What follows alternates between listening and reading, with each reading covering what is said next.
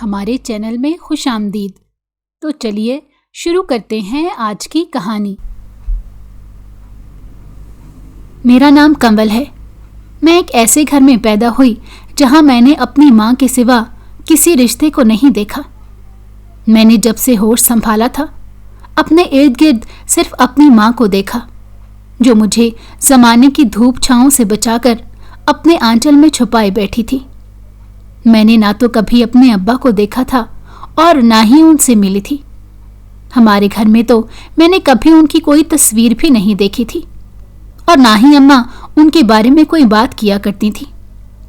مجھے بس اتنا معلوم تھا کہ میرے ابا اس دنیا میں نہیں تھے، لیکن کوئی تو ایسا تھا جس کے ساتھ ایک اٹوٹ رشتہ تھا، اور حیرت کی بات یہ تھی کہ میں اس رشتے سے بالکل انجان تھی۔ ہم ایک بڑے شہر کے چھوٹے سے علاقے میں رہتے تھے، جس کی تنگ گلیوں میں ہمارا ایک ڈبل سٹوری گھر تھا، جہاں میں اپنی اماں کے ساتھ رہتی تھی۔ نیچے کے پورشن میں 4 کمرے تھے اور ہم دونوں ماں بیٹی وہاں اکیلے رہتے تھے، جبکہ اوپر کا پورشن اماں نے کرائے پر اٹھا رکھا تھا، اور اسی کرائے سے ہم دونوں کی گزر بسر ہوتی تھی۔ اماں نے بتایا تھا کہ میرے پیدا ہونے سے پہلے ہی ابا ہمیں چھوڑ کر اس دنیا سے چلے گئے، اور ان کے جانے کے بعد تمام رشتہ داروں نے بھی ہم سے منہ پھیر لیا تھا، مگر مجھے اپنے ددیال اور ننیال والوں سے ملنے کا بڑا شوق تھا۔ میں سوچتی تھی کہ کیا ہمارا کوئی بھی نہیں ہے جو ہم سے تعلق رکھنا چاہتا ہو، کیونکہ میں نے کبھی بھی اپنے گھر میں کسی رشتہ دار کو آتے جاتے نہیں دیکھا تھا۔ صرف محلے کی عورتیں اور بچے اماں کے پاس پڑھنے کے لیے آتے تھے۔ میری اماں نے میٹرک کیا ہوا تھا، اس لیے وہ عورتوں کو درس دیا کرتی تھی اور محلے کے بچوں اور بچیوں کو قرآن پڑھاتی تھی۔ یہی وجہ تھی کہ محلے میں سب لوگ اماں کو عزت کی نگاہ سے دیکھتے تھے، اور اماں بھی اپنی عزت اور وقار کا بہت خیال رکھتی تھی۔ میں نے کبھی بھی اماں کو پردے کے بغیر باہر نکلتے ہوئے نہیں دیکھا تھا، یہاں تک کہ میری اماں دروازے سے باہر جھانکتی بھی نہیں تھی۔ حالانکہ ہمارے گھر میں کوئی مرد نہیں تھا، اس وجہ سے گھر اور باہر کے تمام ایسے کام کے لیے جو مردوں کے کرنے کے ہوتے تھے، وہ کام بھی اماں پورے پردے میں رہ کر کروا لیا کرتی تھی۔ میں اپنے محلے کے ایک چھوٹے سے اسکول میں پڑھتی تھی، جہاں آنے جانے کے لیے بھی اماں میرے ساتھ گھر سے باہر نہیں نکلتی تھی، بلکہ ہمارے پڑوس میں رہنے والی ایک آنٹی اپنے بچوں کے ساتھ مجھے بھی اسکول لے جاتی اور واپس گھر لے آیا کرتی تھی۔ اسی طرح ہمارے بہت سے کام محلے والے ہی کر دیا کرتے تھے۔ مجھے اچھی طرح یاد ہے جب میں نے اسکول جانا شروع کیا تھا اور تھوڑی بہت باتوں کو سمجھنے لگی تھی، تب میں نے اماں کو کپڑے سلائی کرتے ہوئے دیکھا تھا۔ وہ محلے کی عورتوں کے کپڑے سیا کرتی تھی۔ گھر کے سارے کام کرنے کے بعد اماں مشین پر بیٹھ جاتی اور رات دیر تک سلائی کا کام کرتی تھی۔ اماں کے ہاتھ میں بڑی صفائی اور نفاست تھی، اس لیے عورتیں اپنے اور اپنی بچیوں کے کپڑے اماں سے سلوا لیا کرتی تھیں۔ اسی طرح اوپر والے پورشن کے کرائے کے ساتھ ساتھ کپڑوں کی سلائی کے پیسے بھی اماں کے پاس آ جاتے، جس سے وہ میری ہر ضرورت پوری کرنے کی کوشش کرتی تھیں۔ اماں نے کبھی بھی مجھے کسی چیز کی کمی نہیں ہونے دی تھی۔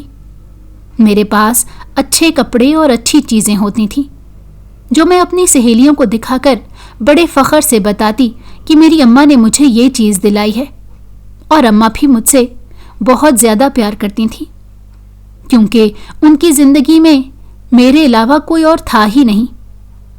میری اماں میرے لیے شروع سے ہی ایک رول ماڈل کی طرح تھی، جس کی ہر بات قابل تقلید اور لائق تحسین تھی۔ میں نے کبھی اماں کو تیز آواز میں بات کرتے یا ہنستے ہوئے بھی نہیں دیکھا تھا۔ وہ بڑے دھیمے لہجے میں بات کرتی تھیں اور بہت کم مسکراتی تھیں۔ اکثر وہ بیٹھے بیٹھے کہیں کھو جاتی تھیں۔ ایسے لگتا تھا کہ ان کی گزری ہوئی زندگی کی یادیں انہیں اپنے ساتھ ساتھ رکھتی ہیں۔ میں جیسے جیسے بڑی ہو رہی تھی اماں کی اس عادت کو بہت زیادہ نوٹ کرتی تھی، مگر اماں نے کبھی بھی مجھ سے اپنے ماضی کے بارے میں کوئی بات نہیں کی تھی۔ یہاں تک کہ میں اماں سے ان کی شادی اور ابا کے بارے میں پوچھتی تو اماں مختصر سا جواب دے کر کام میں مصروف ہو جاتی تھیں، یا پھر شاید وہ مجھے ٹالنے کے لیے خود کو کام میں مصروف کر دیتی تھیں۔ میں 5ویں کلاس میں پہنچی، تب تک اماں نے سلائی کا کام جاری رکھا، لیکن پھر جب ان کے سر میں زیادہ درد رہنے لگا تو سب نے ان کو سلائی چھوڑنے کا مشورہ دیا۔ وہ پڑھی لکھی تھی، اسی لیے محلے کے بچوں کو قرآن اور ٹیوشن پڑھانا شروع کر دیا۔ ہمارے محلے میں زیادہ تر لوگ ایسے تھے جنہوں نے کبھی اسکول کا منہ تک نہیں دیکھا تھا۔ کسی عورت کو کوئی ضروری معلومات چاہیے ہو یا پھر کچھ ایسا پوچھنا ہوتا جس کے بارے میں وہ نہیں جانتی تھی تو وہ فوراً اماں کے پاس آ جاتی، اور اماں انہیں اپنی معلومات کے مطابق سمجھا دیا کرتی تھیں۔ بہت ساری عورتیں اپنے بچوں کی تعلیم و تربیت کے حوالے سے بھی اماں سے مشورے لینے آیا کرتی تھیں۔ جب اماں نے عورتوں کو درس دینا اور بچوں کو پڑھانا شروع کیا تو وہی ان کی آمدنی کا ذریعہ بن گیا۔ سلائی کا کام چھوڑنے کے بعد سر درد میں کمی تو آ گئی، مگر وہ مکمل طور پر ٹھیک نہیں ہوا۔ لیکن اماں نے کبھی بھی اپنی صحت کی طرف توجہ ہی نہیں دی تھی، وہ تو بس میری ہر ضرورت اور ہر چیز کا خیال رکھتی تھیں۔ اگر کبھی مجھے ذرا سا بھی بخار ہو جاتا تو اماں بے حد پریشان ہو جاتی تھیں۔ ہمارے گھر میں ایک کمرہ تھا جو ہمیشہ بند رہتا تھا۔ اس کمرے کی تالے کی چابی بھی صرف اماں کے پاس ہوتی تھی۔ میں نے کبھی بھی اس کمرے کو کھلا ہوا نہیں دیکھا تھا، یا میں کبھی بھی اس کے اندر نہیں گئی تھی۔ میں نہ ہی یہ جانتی تھی کہ وہاں کون سا سامان رکھا ہے، مگر 5ویں جماعت میں پہنچنے کے بعد جب مجھے اتنا شعور آ گیا کہ میں ہر چیز کو سمجھنے لگ گئی، تبھی میرے اندر تجسس پیدا ہونے لگا کہ آخر وہ کمرہ ہمیشہ کیوں بند رہتا ہے۔ میں موقع دیکھتی تھی کہ کبھی تو اماں میرے سامنے اس کمرے کا تالا کھولیں اور میں بھی اندر جا کر دیکھوں کہ وہاں کون سی چیزیں رکھی ہیں، مگر میرا شوق کبھی پورا نہیں ہوا۔ شاید میری غیر موجودگی میں ہی اماں اس کمرے کو کھولتی ہوں گی۔ ایک آدھ مرتبہ میں نے اماں سے اس کمرے کے بارے میں پوچھا تو وہ کہنے لگیں کہ اس کمرے میں پرانا سامان پڑا ہے جو استعمال کے قابل نہیں ہے، اور اس کی چابی بھی کہیں کھو چکی ہے، اس وجہ سے وہ کمرہ کئی سال سے بند ہے۔ تب میں نے اماں سے کہا کہ آپ دروازے کا تالا توڑ دیں اور نیا تالا اس پر لگا دیں تاکہ جب ضرورت پڑے ہم وہ کمرہ کھول سکیں۔ تو اماں نے یہ کہہ کر مجھے خاموش کروا دیا کہ ہمارے پاس اس کے علاوہ 3 کمرے ہیں، جن میں سے ہم دونوں ماں بیٹی صرف ایک کمرے میں ہی سوتے اور بیٹھتے ہیں، تو پھر بلا وجہ اس کمرے کو کیوں کھولنا؟ ویسے بھی وہ کئی سال سے بند پڑا ہے، اس لیے وہاں بہت کاڑ کباڑ جمع پڑا ہے۔ میں یہ بات سن کر چپ ہو جاتی، لیکن میرے اندر یہ تجسس ختم نہیں ہوتا تھا کہ آخر اس کمرے میں ایسا کیا ہے جس سے کھولنے کی بھی اماں کو ضرورت پیش نہیں آتی۔ مگر مجھے پورا یقین تھا کہ جب میں اسکول جاتی ہوں تو شاید اس وقت اماں وہ کمرہ کھولنے کی کوشش کرتی ہوں گی، کیونکہ پہلے تو میں اس بات پر مان جاتی تھی کہ اس کمرے کی چابی کھو گئی ہے، مگر جب بڑی ہوتی گئی تو مجھے ایسے لگتا تھا جیسے اماں جان بوجھ کر مجھ سے کوئی بات چھپاتی ہیں، اور میں وہ سب کچھ جاننا چاہتی تھی جو اماں نے کبھی مجھے بتایا ہی نہیں تھا۔ ایک دن میری اماں بچوں کو قرآن پڑھا رہی تھی کہ ایک عورت بڑی پریشانی کے عالم میں اپنی چھوٹی سی بیٹی کو لے کر ہمارے گھر آئی اور اماں کے پاس بیٹھ کر کہنے لگی کہ اس بچی کو کئی دن سے بخار ہے، دوا لینے پر بھی اس کی طبیعت ٹھیک نہیں ہو رہی۔ تو وہ اماں کے پاس اپنی بچی کو دم کروانے آئی تھی۔ اماں نے صرف اس کا دل رکھنے کے لیے اس بچی کو دم کر دیا اور کچھ صدقہ کرنے کا بھی کہا۔ اگلے دن وہ عورت بڑی خوش ہو کر اماں کے پاس آئی اور کہنے لگی کہ دم کے 2 گھنٹے بعد اس کی بچی کا بخار ٹوٹ گیا اور اسے دوبارہ بخار بھی نہیں ہوا۔ وہ عورت اتنی خوش تھی کہ اس نے خوش ہو کر اماں کو 500 روپے دیے، جو اماں نے لینے سے انکار کیا، مگر وہ زبردستی دے کر چلی گئی۔ اور اس کے بعد ہر دوسرے دن کوئی نہ کوئی اور عورت اپنے بچے کو اٹھائے اماں کے پاس دم کروانے آنے لگی۔ دراصل اسی عورت نے محلے میں سب کو یہ بات بتائی تھی، اور اماں ان کا دل رکھنے کی خاطر بچوں کو دم کر دیتی، جس سے انہیں آرام مل جاتا تھا، اور عورتیں خوش ہو کر اماں کو تھوڑے بہت پیسے دے جاتی تھیں۔ اس طرح اماں نے دم درود کا کام بھی شروع کر دیا۔ اماں خود سے کسی سے کوئی پیسے نہیں مانگتی تھی، جو اپنی خوشی سے دے جاتا وہ لے لیا کرتی تھی۔ آہستہ آہستہ دوسرے علاقوں سے بھی عورتیں اپنے بچوں کو دم کروانے کے لیے آنے لگیں، اور پیسوں کے ساتھ ساتھ کوئی جوڑا یا کھانے پینے کا سامان بھی دے جاتی تھیں۔ اس طرح گھر کی ضروریات اور اخراجات میں بہت آسانی پیدا ہو گئی، تو اماں نے یہ سلسلہ جاری رکھا۔ میری اماں ویسے بھی 5 وقت کی نمازی تھی، صفائی ستھرائی اور پاکی ناپاکی کا بہت خیال رکھتی تھیں۔ شاید اسی وجہ سے ہی اماں کے دم کرنے سے بچوں کو شفا مل جاتی، اور یہی کام آگے چل کر ہماری آمدنی کا ایک اور مگر اچھا ذریعہ بننے لگا۔ عورتیں اپنے بچوں کو نظر کا دم کروانے بھی آیا کرتی تھیں، اور پڑھائی کے لیے بھی اماں سے دم کروانے کے لیے اپنی بچیوں اور بچوں کو لے کر آتی تھیں۔ مجھے اچھی طرح اپنے بچپن کی ہر بات یاد ہے، جس طرح میں نے اپنی اماں کو شروع سے ہی اکیلے محنت کرتے اور گھر چلاتے ہوئے دیکھا تھا۔ میں وہ سب کچھ کبھی نہیں بھول سکتی۔ ایسے ہی وقت گزرتا گیا اور میں 9ویں کلاس میں آ گئی۔ میری اماں اب تک بچوں کو پڑھانے اور دم درود کا کام کرتی تھیں، اور اب تو ہمارے اوپر کے پورشن کا کرایہ بھی زیادہ ہو گیا تھا۔ میں اپنی ضرورت کی چیزوں کے علاوہ اپنے شوق بھی پورے کرتی تھی۔ اماں میرے لیے ہر مہینے 2 جوڑے بنوا کر دیتی، کیونکہ میں نے 9ویں کلاس میں داخلے کے بعد اکیڈمی جانا بھی شروع کر دیا تھا، اور اماں چاہتی تھیں کہ میں ہمیشہ اچھا اوڑھ پہن کر ہی باہر جاؤں۔ حالانکہ میں بھی اماں کی طرح باہر جاتے ہوئے عبایا پہن کر نقاب کرتی تھی، مگر اماں نے ہمیشہ میری ضرورتوں کا بہت خیال رکھا۔ لیکن اتنے سالوں کی مسلسل محنت اور کام کرنے کی وجہ سے اماں کمزور ہوتی جا رہی تھی، اور سر درد بھی اپنی جگہ پر قائم تھا۔ میں اکثر اماں سے کہتی کہ وہ کسی اچھے ڈاکٹر کو چیک اپ کروا لیں، مگر وہ ہمیشہ مسکرا کے ٹال دیتی تھیں، اور میں ایک اچھی بیٹی ہونے کی حیثیت سے یہ سوچتی تھی کہ جلد از جلد اپنی پڑھائی مکمل کر کے جب اپنے پیروں پر کھڑی ہو جاؤں گی تو اماں کو مکمل آرام کراؤں گی، اور انہیں کوئی بھی کام نہیں کرنے دوں گی۔ اسی لیے میں دل لگا کر پڑھتی تھی، مگر اس وقت میرے وہم و گمان میں بھی نہیں تھا کہ آگے چل کر میری زندگی میں ایک طوفان آنے والا ہے۔ وقت کیسے گزرتا گیا کچھ پتہ ہی نہیں چل رہا تھا، اور میں کالج پہنچ گئی۔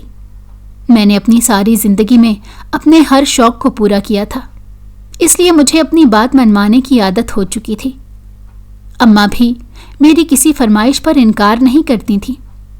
کالج میں میری دوستی بلال سے ہوئی، اور وہ میری کلاس میں پڑھتا تھا اور ایک امیر فیملی سے تعلق رکھتا تھا، لیکن اسے اپنی دولت کا بالکل بھی گھمنڈ نہیں تھا، بلکہ وہ لڑکیوں کی بہت عزت کرنے والا ایک سلجھا ہوا لڑکا تھا۔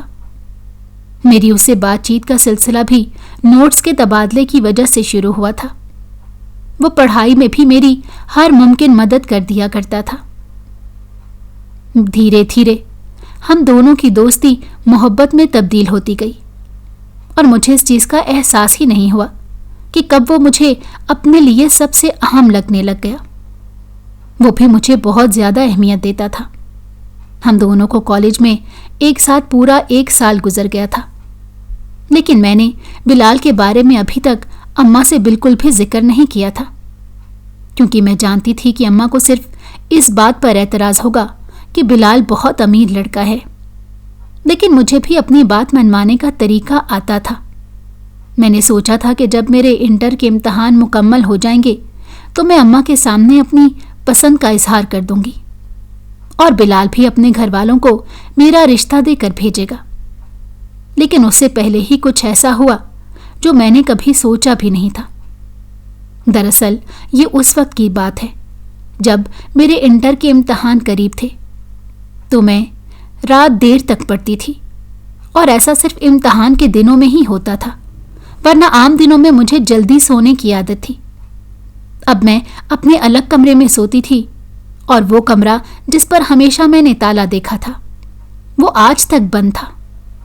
میں بچپن چھوڑ کر جوانی کی دہلیز پر آ چکی تھی، لیکن میں نے اس کمرے کا دروازہ کبھی بھی کھلا ہوا نہیں دیکھا تھا۔ ایک رات جب میں پیپر کی تیاری کرتے ہوئے جاگ رہی تھی تو مجھے ایسے محسوس ہوا جیسے باہر برآمدے میں کوئی ہے۔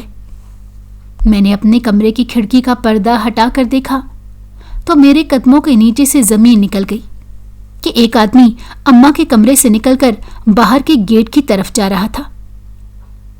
اماں بھی اس کے پیچھے تھی اور پھر وہ خاموشی سے باہر چلا گیا اور اماں دروازہ بند کر کے واپس اپنے کمرے میں چلی گئی۔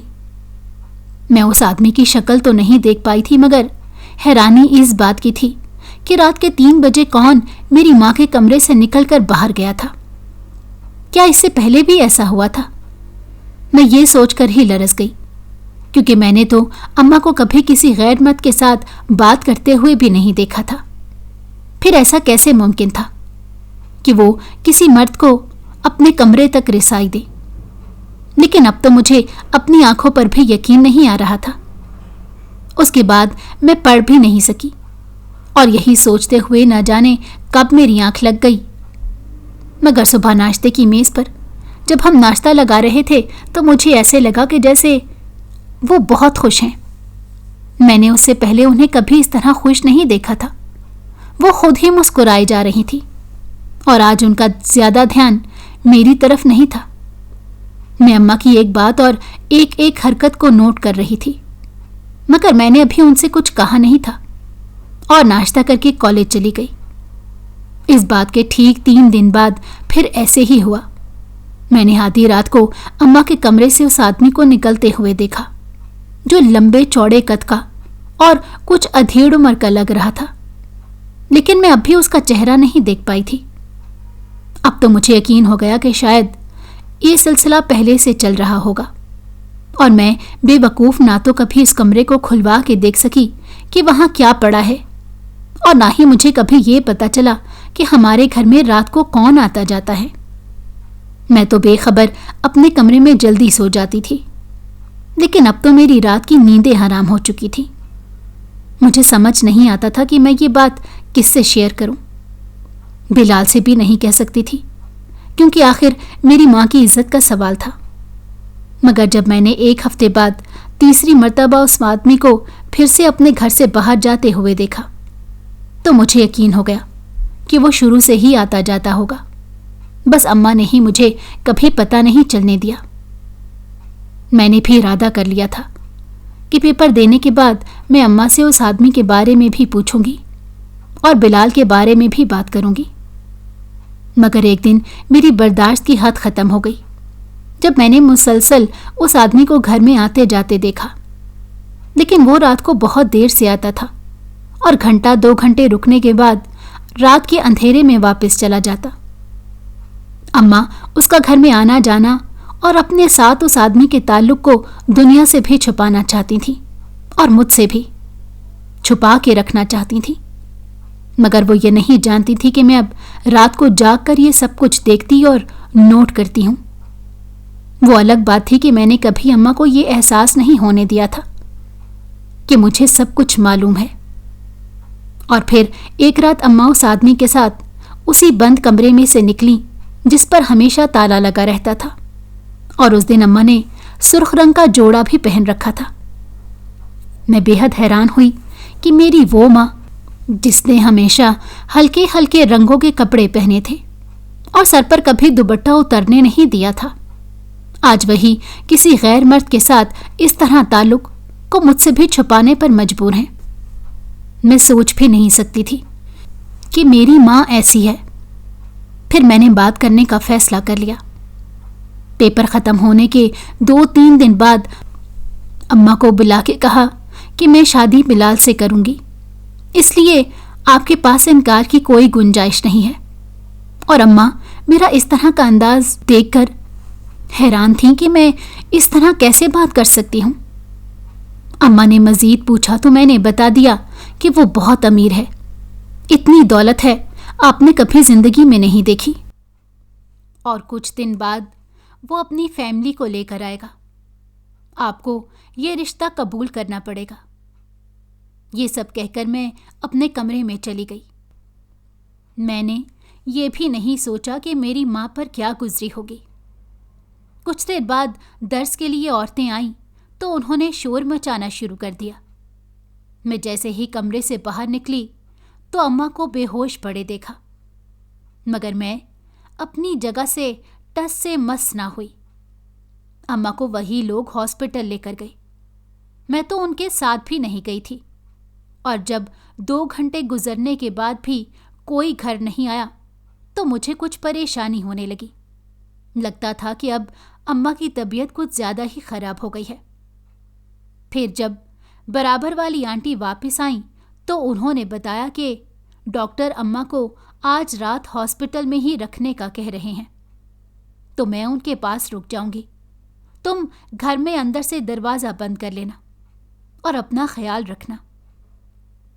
یہ کہہ کر وہ جانے لگیں تو میں نے ان سے کہا کہ یہ تالا لے لیں اور باہر سے لگا کر چلی جائیں، تاکہ مجھے بھی ڈر نہ ہو کہ میں گھر میں اکیلی ہوں۔ وہ آنٹی تالا لے کر گھر سے باہر چلی گئیں تو میں اپنے کمرے میں چلی گئی۔ مجھے یہ بھی خیال نہیں رہا کہ میں نے اندر سے بھی دروازہ بند نہیں کیا تھا۔ کھانا بھی بڑی بے دلی سے کھایا اور پھر میں سونے کے لیے لیٹ گئی، مگر مجھے نیند نہیں آ رہی تھی۔ اماں کی اب مجھے بہت زیادہ فکر ہو رہی تھی۔ پتہ نہیں ان کی طبیعت کیسی تھی اور ڈاکٹروں نے کیا کہا تھا۔ مجھے ایک بار ہاسپٹل جانا چاہیے تھا۔ یہی سب سوچتے سوچتے میری آنکھ لگ گئی، لیکن ابھی مجھے سوئے ہوئے کچھ ہی دیر گزری تھی کہ مجھے ایسے لگا جیسے باہر والا دروازہ کسی نے کھولا ہے۔ میں ڈر کے ساتھ اٹھ گئی۔ پھر خیال آیا کہ شاید اماں کو چھٹی مل گئی ہوگی اور برابر والی آنٹی اماں کو لے کر آئی ہوں گی۔ یہی سوچ کر میں فٹافٹ کمرے سے باہر نکلی تو یہ دیکھ کر حیران رہ گئی کہ میرے سامنے وہی آدمی کھڑا تھا جو اماں سے ملنے آیا کرتا تھا۔ اس رات میں نے پہلی بار اس کا چہرہ دیکھا، لیکن اگلے ہی پل میں بہت زیادہ ڈر گئی کہ وہ گھر کے اندر کیسے آیا، کہ اماں نے اسے تالے کی چابی بھی دے رکھی تھی۔ یہ میرے لیے ایک نیا انکشاف تھا۔ میں حیرت سے اسے کھڑی دیکھ رہی تھی۔ پھر میں نے اس سے کہا کہ آپ کون ہیں اور میرے گھر میں کیسے آ گئے؟ فوراً یہاں سے چلے جائیں ورنہ میں شور مچا کر سب کو اکٹھا کر لوں گی۔ میری بات سن کر اس آدمی نے میرے سامنے ہاتھ جوڑ دیے اور کہنے لگا کہ خدا کا واسطہ ایسا مت کرنا، میری بات سن لو، میں تمہیں کچھ بتانا چاہتا ہوں۔ بیٹا، اس کے منہ سے اپنے لیے بیٹا لفظ سن کر پتہ نہیں کیوں مجھے بہت اچھا لگا تھا، مگر میں نے اسے اس بات کا احساس نہیں ہونے دیا اور کہا کہ جلدی کہیے جو کہنا ہے اور یہاں سے چلے جائیں۔ تو وہ وہیں برآمدے میں رکھی کرسی پر بیٹھ گیا اور مجھے بھی بیٹھنے کا اشارہ کیا، لیکن میں بیٹھی نہیں اور کھڑی رہی۔ تب وہ کہنے لگا کہ میں تمہارا بد نصیب باپ ہوں جو ساری زندگی تمہاری ماں سے اور تم سے دور رہا، اور اب سالوں بعد تم لوگ مجھے ملے ہو۔ مجھے تمہاری ماں نے ہی منع کیا تھا کہ ابھی وہ تمہیں یہ سب کچھ نہیں بتانا چاہتی، کیونکہ اس طرح تم یقین نہ کر پاتی۔ تم اپنی ماں کو بلاؤ، پھر ہم تمہیں ساری بات بتا دیں گے۔ یہ کہہ کر وہ خاموش ہو گئے، مگر مجھ پر تو جیسے قیامت ٹوٹ پڑی۔ مجھے یقین ہی نہیں آ رہا تھا کہ وہ میرے باپ ہیں، کیونکہ اماں نے ہمیشہ یہی کہا تھا کہ میرے باپ کا انتقال ہو گیا ہے۔ میں بڑی مشکل سے بولی کہ اماں کی طبیعت ٹھیک نہیں ہے اور وہ اسپتال میں ہیں۔ میری بات سن کر وہ بے حد پریشان ہو گئے اور اٹھ کر کھڑے ہو گئے۔ کہنے لگے کہ اماں کس ہاسپٹل میں ہیں؟ میں نے انہیں ہسپتال کا نام بتایا تو وہ فٹافٹ وہاں سے چلے گئے، اور میں حیرانی اور پریشانی کی عالم میں وہیں پر بیٹھی رہی۔ ویسے بھی صبح ہونے والی تھی، پھر مجھے نیند ہی نہیں آئی۔ اماں کی فکر اور اپنی بکواس نے مجھے چین ہی نہیں لینے دیا، اور قیامت خیز انکشاف جو اس وقت کچھ دیر پہلے ہوا تھا، اس نے تو مجھے حیرتوں کے سمندر میں غوطہ زن کر دیا۔ کیا وہ واقعی میرے ابا تھے؟ انہی سوالوں نے مجھے اپنی گرفت میں لیے رکھا۔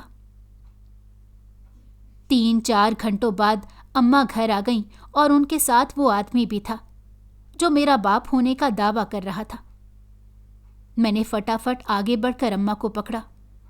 وہ ہولے ہولے قدم اٹھاتی ہوئی چل رہی تھی۔ میں اماں کو کمرے تک لے گئی اور جا کر ان کے بیڈ پر لٹا دیا۔ وہ آدمی ہاتھ میں دوا اور فروٹ کے شاپر لیے کمرے میں ہمارے پیچھے آ گیا۔ اماں نے انہیں بیٹھنے کا اشارہ کیا تو وہ صوفے پر بیٹھ گئے۔ اس کے بعد اماں نے مجھے اپنے پاس بلایا اور بیٹھنے کا کہا۔ جب میں ان کے پاس بیٹھی تو انہوں نے میری پیشانی پر پیار کیا اور کہنے لگیں کہ تمہیں خدا کا واسطہ ہے، میرے بارے میں کچھ الٹا سیدھا نہ سوچو اور نہ مجھ پر اتنے بڑے بڑے الزام لگاؤ کہ میں جیتے جی مر جاؤں۔ تم اچھی طرح جانتی ہو کہ تمہاری ماں نے کبھی اونچی آواز میں بات تک نہیں کی، کبھی پردے کے بغیر گھر کے دروازے سے باہر نہیں نکلی، تو تم نے یہ کیسے سوچ لیا کہ میں کسی غیر مرد کو اپنے گھر میں اور کمرے میں آنے جانے دوں گی؟ میں اماں کی یہ ساری باتیں سن کر حیران ہو رہی تھی، کیونکہ میں نے تو اماں سے ایسا کچھ کہا ہی نہیں تھا۔ پھر انہیں کیسے پتہ چلا کہ میں ان کے بارے میں یہ سب سوچتی تھی؟ میں یہی سوچ رہی تھی اور شرمندگی سے میرا سر جھکا ہوا تھا۔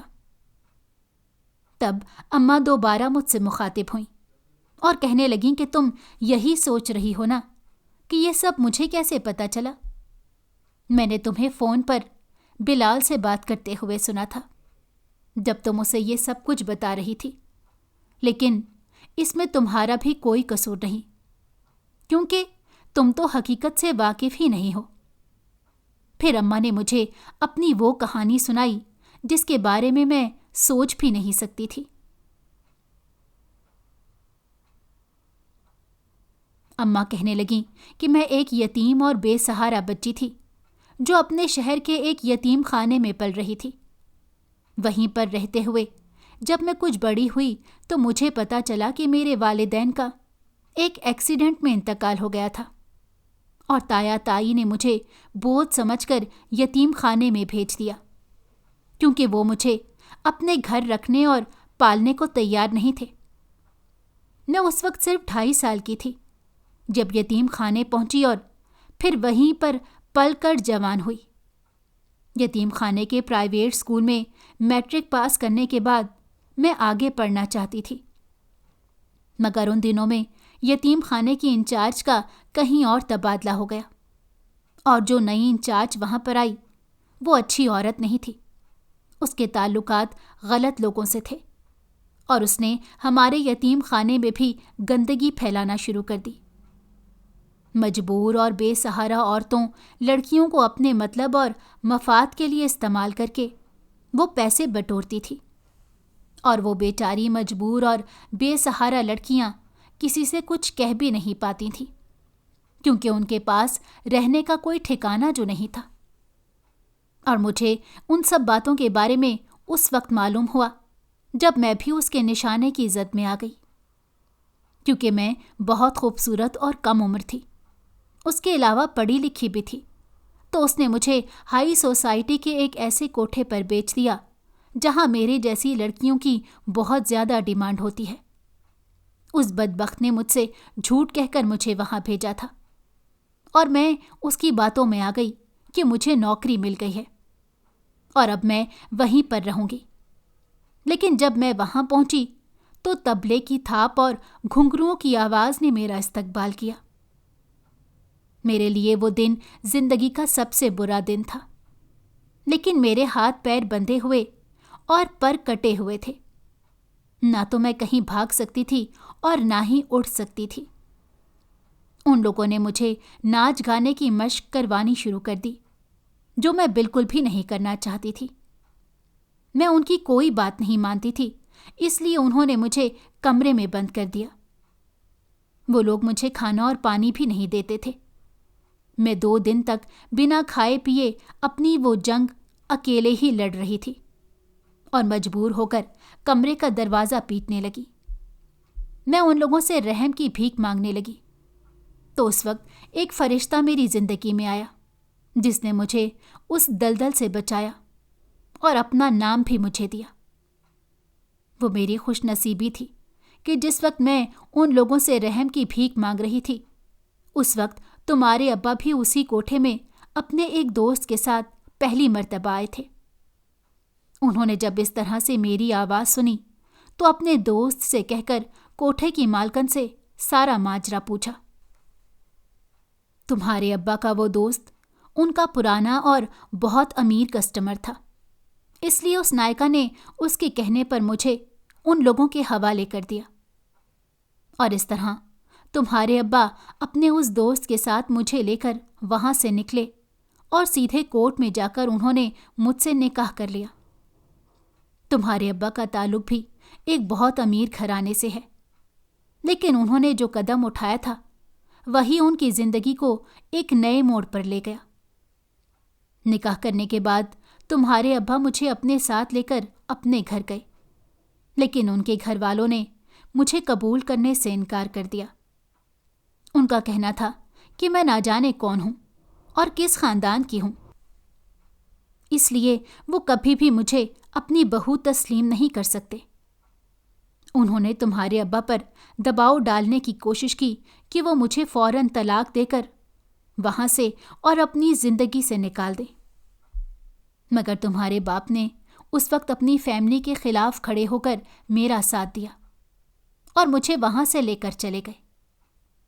ہم نے ایک چھوٹا سا گھر کرائے پر لیا اور وہیں پر رہنے لگے۔ تمہارے ابا نے اپنے دوستوں کی مدد سے ہی ایک چھوٹی سی ملازمت کر لی، لیکن 2-3 مہینے میں ہی ان کی ایک اچھی نوکری بھی ہو گئی، جس سے زندگی میں سکون آ گیا اور وقت اچھا گزرنے لگا۔ مگر وہ اچھا وقت زیادہ طویل نہیں تھا۔ ہمارے نکاح کے فقط 1 سال بعد ایک دن تمہارے ابا جب کام پر گئے تو واپس لوٹ کر ہی نہیں آئے۔ اس وقت تمہاری پیدائش کے دن بھی قریب تھے اور میں گھر میں اکیلی پریشان ہو رہی تھی، لیکن وہ نہیں آئے تھے۔ ایسے ہی پورے 3 دن گزر گئے۔ چوتھے دن تمہارے ابا کے بڑے بھائی اپنے ایک ملازم کے ساتھ میرے گھر آئے اور انہوں نے کہا کہ تمہارے ابا کا انتقال ہو گیا ہے، ایک ایکسیڈنٹ کی وجہ سے وہ دنیا سے چلے گئے ہیں۔ یہ سن کر میرے قدموں کے نیچے سے زمین اور سر کے اوپر سے آسمان ہٹ گیا۔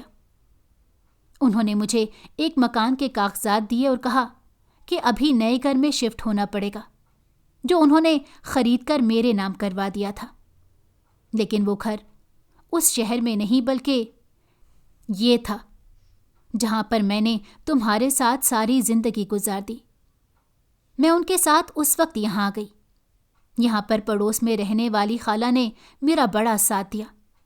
اوپر کا پورشن کرائے پر دینے کے بعد میرے اخراجات آسانی سے ہونے لگے۔ پھر تمہاری پیدائش ہوئی اور اس کے بعد میں صرف اور صرف تمہارے لیے زندہ رہنے پر مجبور رہی اور ساری زندگی ایسے ہی گزار دی۔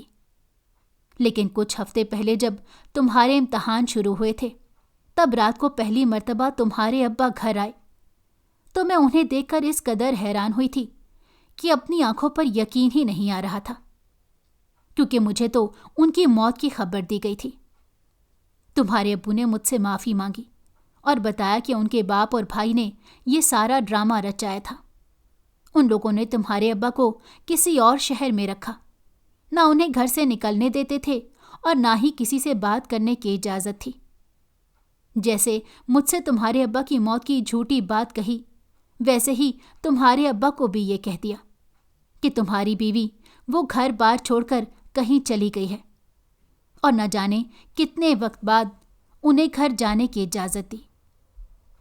تمہارے ابا نے ہم لوگوں کو ڈھونڈنے کی بہت کوشش کی، مگر ہم تو اس شہر میں تھے ہی نہیں، اور کچھ دن پہلے پتہ نہیں کس طرح تمہارے ابا کو ہمارا پتہ ٹھکانہ معلوم ہوا تو وہ یہاں چلے آئے۔ مگر اتنے سالوں بعد اچانک سے ان کا اس طرح آ جانا دنیا والوں کی نظر میں ایک بہت بڑا سوال بن جاتا ہے اس لیے وہ رات کو آتے اور رات کو ہی چلے جاتے تھے، کیونکہ وہ ہمیں لے کر یہاں سے کہیں اور جانا چاہتے تھے۔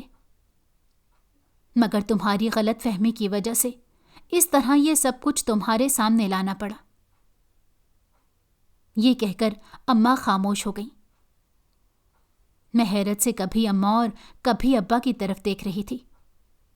مجھے بہت زیادہ رونا آ رہا تھا۔ ابا اٹھے اور انہوں نے مجھے اپنے گلے سے لگایا، میرے سر پر ہاتھ رکھا اور کہا کہ فکر نہ کرو، اب میں آ گیا ہوں تو کبھی بھی تم دونوں کو چھوڑ کر نہیں جاؤں گا۔ ہاں، یہ سچ ہے کہ میری دوسری شادی بھی میرے گھر والوں نے کروا دی تھی اور اس بیوی سے میری کوئی اولاد نہیں ہے۔ تم ہی میری اکلوتی بیٹی ہو اور جہاں تم چاہتی ہو وہیں پر تمہاری شادی ہوگی۔ تم فکر نہ کرو، کیونکہ بلال میرے کزن کا بیٹا ہے اور اسی نے تو مجھے تمہارے بارے میں بتایا تھا، تو میں تمہاری ماں تک پہنچ سکا۔ یہ سن کر مجھے اور بھی زیادہ حیرت ہوئی کہ بلال میرا ہی کزن نکلا۔ مجھے یقین ہی نہیں آ رہا تھا کہ میری زندگی کے اتنے سال گزرنے کے بعد باپ جیسی شفیق ہستی میری دنیا زندگی میں آئے گی اور ساتھ ہی مجھے سب کچھ مل جائے گا۔ کچھ دنوں تک ابا ایسے ہی دن میں اور کبھی رات میں آتے رہے اور پھر ہم دونوں ماں بیٹی کو لے کر اپنے اسی بنگلے میں چلے گئے جہاں پر ان کی دوسری بیوی بھی رہتی تھی۔ میں نے تو اتنے بڑے گھر کا کبھی سوچا بھی نہیں تھا، جو بیٹھے بٹھائے مجھے مل گیا۔ ابا کی دوسری بیوی بھی بہت اچھی تھی۔ انہوں نے نہ تو اماں سے کوئی برا رویہ اپنایا اور نہ ہی میرے ساتھ، بلکہ انہوں نے بڑی خوش دلی سے ہم دونوں کا استقبال کیا تھا۔ میرے دادا دادی کا انتقال ہو چکا تھا اور میرے تایا اور تائی بھی ابا سے نہیں ملتے تھے۔ نئے گھر میں شفٹ ہونے کے 2 ہفتے بعد بلال کی فیملی رشتہ لے کر ہمارے گھر آئی اور اماں ابا نے بلال کے ساتھ میری شادی طے کر دی۔ میں بہت خوش ہوں اور سوچتی ہوں کہ کیا زندگی ایسے بھی کسی کے سامنے سب کچھ لا کر رکھ دیتی ہے، جسے دیکھ کر یقین ہی نہیں آتا کہ ہماری قسمت ایسی بھی بدل سکتی ہے۔ بالکل ایسا ہی میرے ساتھ ہوا تھا۔ آپ سب کو میری کہانی کیسی لگی؟ اپنی رائے کا اظہار ضرور کریں۔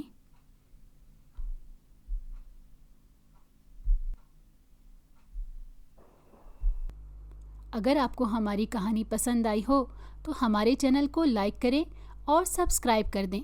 بیل نوٹیفیکیشن کو بھی آن کر دیں تاکہ ہماری آنے والی ہر مزیدار کہانی آپ کو وقت پر ملتی رہے۔